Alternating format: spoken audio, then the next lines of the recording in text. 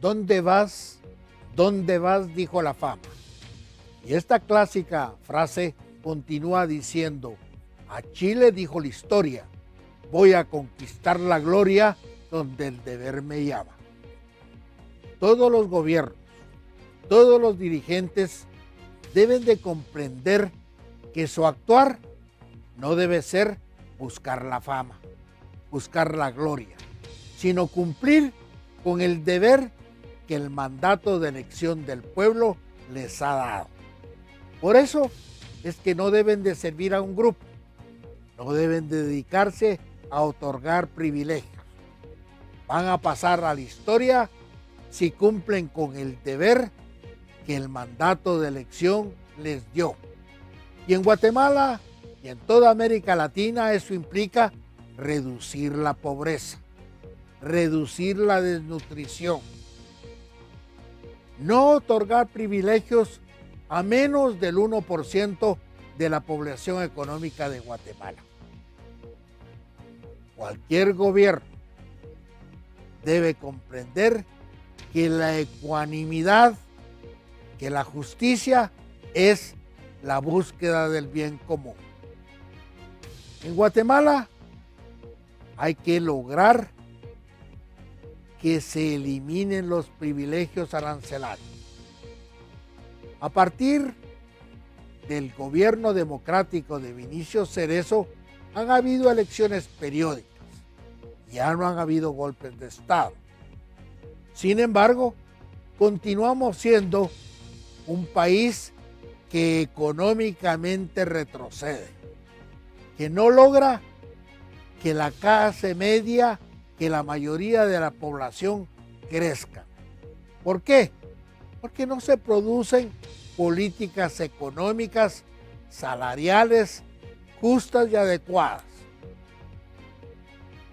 De la misma manera, debe de velarse porque los productos de la canasta básica alimenticia sean competitivos.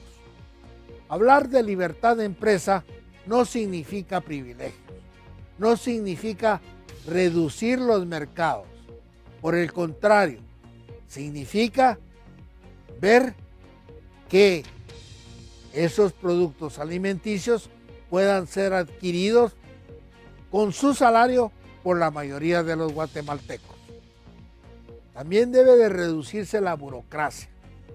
No es posible que en el país, en el ejecutivo, en el legislativo, en el judicial y en las entidades descentralizadas se aumente la burocracia, se aumenten los sueldos de forma desproporcionada.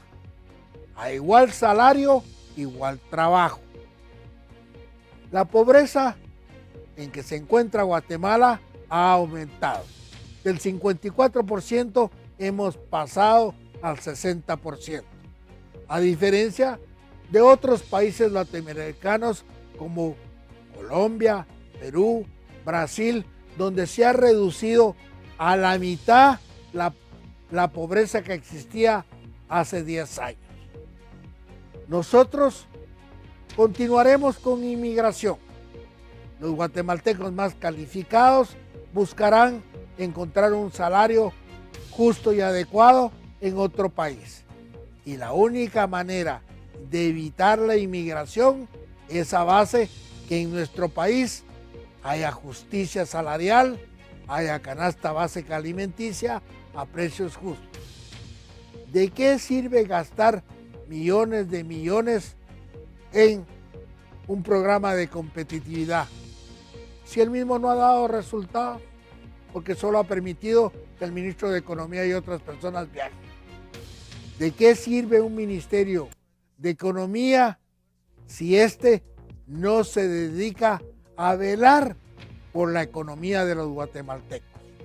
Si no se dedica a comprobar que haya una oferta de precios justos y de políticas adecuadas. En la mayoría de los gobiernos que han existido en los últimos 12 años, encontraremos que el presupuesto de ingresos y egresos del Estado ha aumentado y se continúa aumentando con deuda pública. ¿Por qué? porque la recaudación en Guatemala es inadecuada y es la más baja de toda América Latina. La riqueza está concentrada en menos del 1% de la población. Y estos tienen privilegios y no pagan millones de millones que deberían de ser pagados para los programas de salud, educación y seguridad. Los guatemaltecos mantienen al país a base de las remesas que le envían a sus familias. Remesas que pagan impuestos a través del IVA. El nuevo gobierno no debe ser como el gobierno de Otto Pérez Molina, ni con el gobierno de Álvaro Arzú, ni con el gobierno de Berché, que fracasaron en la política salarial, que fracasaron en los precios de la canasta básica.